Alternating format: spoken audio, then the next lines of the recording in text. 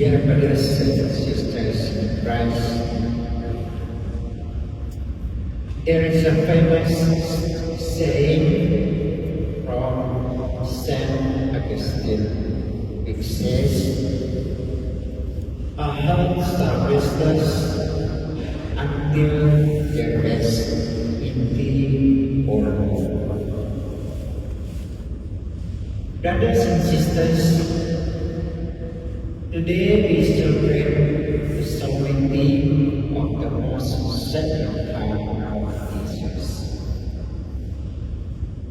The heart is the center of our very being. And so today, as we celebrate this solemnity, let us first ask ourselves, what is our heart doing? Perhaps in our experience and from our experience, we have said to another person that you are very heartless. And perhaps to people have said that to us, we are heartless. What does that mean?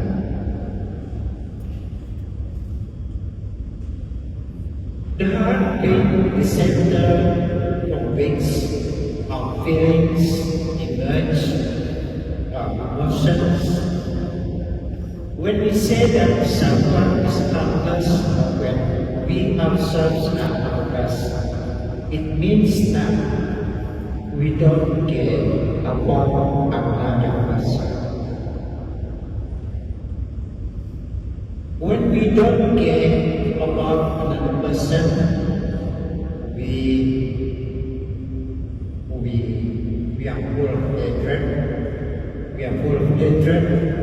we are full of anger, and we are very disrespectful of another person.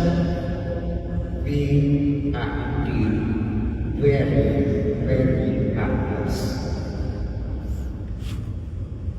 And the solemnity that we are celebrating today invites us to have the heart of Christ. Come to me, all you who labor and are overburdened, and I will give you rest. Learn from me, for I am humble and gentle in heart. And so, brothers, I'm sure that each and every one of us, we would want to have a heart that is loving, a heart that is forgiving, a heart that has concern for another person, not just ourselves or for our families, or for people who are close to us.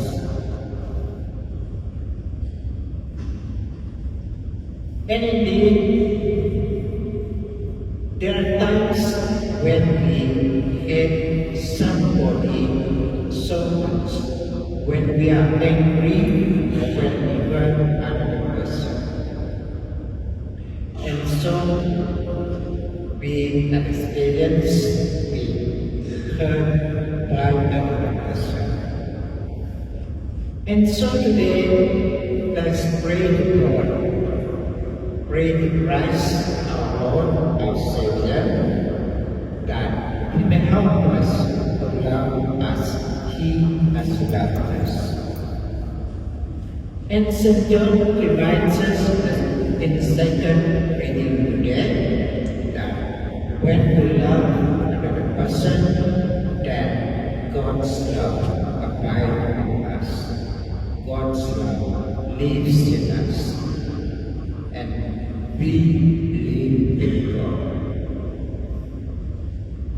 So, brothers and sisters, Today, let us humbly pray that God will grant us a loving heart, a gentle heart, a heart that has concern for other people. And let us pray that the Holy Spirit will help us, that the Holy Spirit may lead us to love as Christ has loved.